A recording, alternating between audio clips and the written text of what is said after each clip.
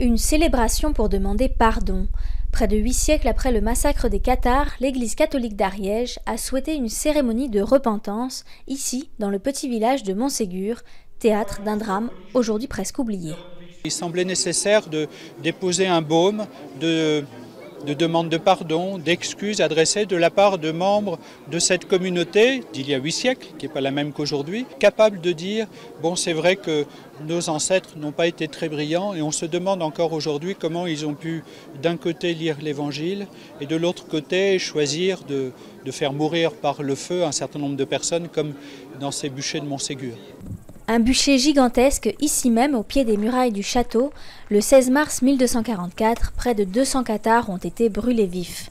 Jugés comme hérétiques, ces chrétiens fondamentalistes qui dénonçaient les travers de l'Église catholique romaine ont été persécutés par l'Inquisition au XIIIe et XIVe siècle. Venir faire un acte de repentance de ce genre sur le lieu où ont été commis, il y a certes beaucoup plus longtemps, plus de 700 ans, un grand massacre, c'est une marque aussi de courage.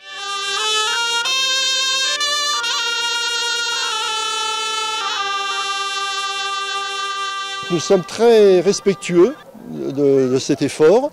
Si d'autres veulent suivre la voie, qu'ils la suivent.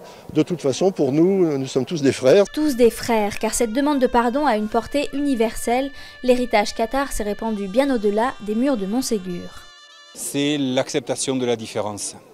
Reconnaître l'autre comme son père, le paradje, on dit en occitan, c'est-à-dire je te reconnais comme mon père. La convivienza, on dit en occitan, l'art de vivre ensemble. Ce sont des valeurs qui sont absolument essentielles au monde d'aujourd'hui.